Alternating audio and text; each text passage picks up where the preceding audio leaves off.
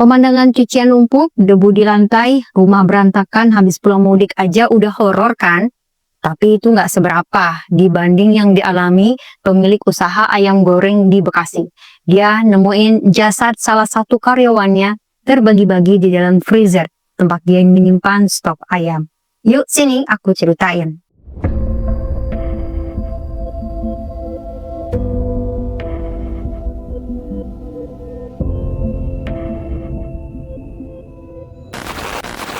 Menyambut Hari Raya tahun 2026, pria berinisial ES usia 32 tahun yang punya usaha keluarga di bidang kuliner pergi mudik ke Cilacap pada Rabu 18 Maret 2026. Setelah melepas kangen juga berlibur, tanggal 28 Maret 2026 pagi, ES yang sudah pulang mudik kembali membuka gerai jualannya yaitu ayam geprek Al-Faza di Peru Mega Regency Blok D33, Desa Sukaradam, Kecamatan Serang Baru, Kabupaten Bekasi. Sebelum mulai jualan lagi, dia mau cek-cek dulu stok makanan yang dia sudah simpan di freezer sebelum hari raya. ES sebelumnya juga kirim pesan ke WhatsApp ke semua karyawannya, tapi ternyata notifnya cuma centang satu. Kedai ayam ES yang ES jalankan ini memiliki 3 karyawan, Abdul Hamid atau Bedul, 39 tahun, pekerja harian yang udah kerja selama 2,5 tahun, juga bertugas menjaga area ruko setempat. Dia berasal dari Palembang, sebatang kara, tidak ada sanak saudara. Maka ketika libur hari raya, Abdul Hamid memutuskan untuk tetap tinggal di toko sambil menjaga toko tersebut seperti biasanya. 2 karyawan lain, ada yang bernama Saman, 27 tahun. Informasinya saat libur lebaran dia mau pulang ke Batu Jaya di Karawang. Dan 1 karyawan lagi bernama Aksa, 23 tahun, yang katanya mau pulang ke rumah pacarnya di Cikarang Selatan, Bekasi. Sehari-hari Saman dan Aksa bertugas melayani pembeli dan memasak ayam. ES memang nggak lihat keduanya pulang kampung karena dia sudah mudik duluan ke Cilacap. Ketika buka pintu kios, ES mencium bau nggak sedap yang berasal dari freezer tempat dia simpan stok makanannya. ES sempat takut kalau gimana ternyata ayam-ayamnya itu busuk. Meski rada takut dan aneh, ES tetap buka freezernya kan, karena dia mau motong-motong ayam buat jualan hari itu. Tapi di dalam freezer, ES lihat ada bungkusan yang nggak biasa, yang dibungkus dengan kain dan plastik. Pas ES buka bungkusannya pakai pisau, ES kaget karena dia melihat kulit. Bukan kulit ayam, tapi dia yakin itu kulit manusia. ES yang panik langsung pergi ke Polsek Serang Baru untuk buat laporan. ES saat itu mengenali siapa jasad itu. Dia adalah Abdul Hamid atau Bedul, usia 39 tahun, salah satu karyawan kepercayaannya. Setelah kepolisian Polsek Serang Baru datang, menyusul Polda Metro Bekasi dan Polda Metro Jaya, mereka mengeluarkan jasad itu. Diketahui jasad almarhum Abdul Hamid sudah tidak lengkap. Kedua tangan dan kakinya tidak ada. Begitu juga dengan sebagian pahanya. ES juga sadar ternyata uang 500.000 dengan 2 motor yang suka dia pakai, yang suka dipakai sebagai operasional, hilang dari toko. Polisi yang datang mengevakuasi jasad dan melakukan olah TKP. Nah, untuk memudahkan investigasi, pastinya kan polisi menanyai saksi-saksi, termasuk menghubungi Saman dan Aksa, kedua karyawan ES yang saat itu tidak ada di sana. Tapi ternyata Saman dan Aksa nggak bisa dihubungi. Ini jadi tanda tanya besar buat polisi. Kenapa kok mereka nggak bisa dihubungi? Apakah mereka juga menjadi korban? Polisi akhirnya nargetin untuk mencari Saman dan Aksa. Siapa tahu mereka juga sedang berada di suatu tempat dan dalam keadaan yang kritis. Tanggal 29 Maret, setelah melalui proses pencarian, polisi akhirnya bisa menemukan Saman dan Aksa sedang berdua di dalam sebuah gubuk di area Majalengka. Ternyata mereka itu kabur dan merupakan pelaku penghilangan nyawa Abdul Hamid, teman kerja mereka sendiri. Saat diinterogasi, Saman dan Aksa ngaku kalau semua itu dipicu karena kurang bersyukur dan sumbu pendek mereka. Saman dan Aksa mencoba cari uang tambahan untuk liburan hari rayanya. Mereka lalu merencanakan mau mencuri mobil majikannya, yaitu Bapak ES di rumahnya.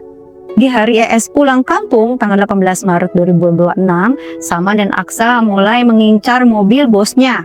Tapi ternyata pengamanan rumah dan mobil ES ini tidak mudah mereka tembus. Mereka kemudian berubah pikiran dan mengarahkan pencurian 2 motor operasional yang terparkir di toko yang biasa dipakai oleh Abdul dan oleh mereka juga. Seperti tersadar akan keberadaan Abdul Hamid, Saman dan Aksa lalu ngide mau ngajak Abdul untuk berkomplot curi motor. Soalnya kan motor itu juga dipakai Abdul dan Abdul tinggal dan tidur di toko. Waktu mereka ngutarain maksud mereka ke Abdul Hamid, Abdul langsung menolak. Abdul nggak mau ikut berbuat jahat mencuri mobil majikan atau motor majikan atau apapun yang milik majikannya. Abdul merasa sudah banyak dibantu oleh sang majikan hingga dia bisa punya tempat berlindung, tempat tidur, bahkan pekerjaan, dan bisa makan di saat dia harus hidup sebatang kara. Dia aja nggak pulang kampung kemanapun karena dia merasa kios itu sudah jadi rumahnya. Apalagi Abdul juga dipercaya sebagai keamanan di area ruko tersebut. Abdul Hamid mencoba mengingatkan Saman dan Aksa supaya mereka sadar dan mengurungkan niat buruk mereka. Alasan yang nggak bisa masuk dalam akal Saman dan Aksa. Kondisi itu bikin Saman dan Aksa jadi maju kena, mundur kena. Kalau dia tetap mencuri ataupun tidak mencuri, kemungkinan mereka akan dilaporkan suatu saat nanti ke bosnya itu sangat mungkin terjadi. Akhirnya setelah ngobrol sama Abdul, mereka melipir berdua dan menambah rencana jahat mereka dengan menghabisi satu-satunya saksi, yaitu Abdul Hamid. Setelah menunggu Abdul tidur nyenyak, Saman dan Aksa diam-diam masuk ke area tidur Abdul Hamid. Mereka membawa alat tajam, dan ketika Abdul terlelap tidur, Abdul digorok oleh mereka. Setelah Abdul menghembuskan nafas terakhirnya, mungkin karena bingung cara membuang jasad almarhum Abdul, karena terlalu besar, Saman dan Aksa memutuskan membagi-bagi tubuh Abdul dengan memisahkan kedua tangan, kaki, dan sebagian paha. Bagian terbesar tubuh Abdul kemudian dibungkus kain dan plastik dan disimpan di tempat biasa stok makanan disimpan, tempat yang paling mudah ditemukan. Setelah itu, Saman dan Aksa menggasak barang-barang milik Abdul Hamid, antara lain ponsel juga motor.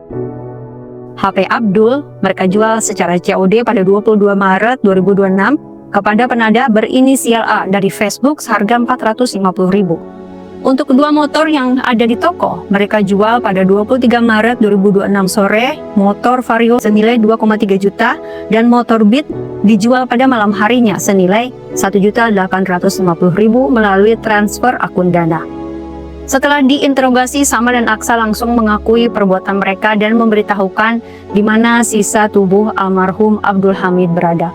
Tangan kanan, tangan kiri, kaki kanan, dan kaki kiri di kebun bambu di pinggir Jalan Gunung Batu, Puncak 2, Desa Selawangi, Kecamatan Cariu, dan ditemukan pada Minggu 29 Maret 2026 pukul setengah 10 pagi.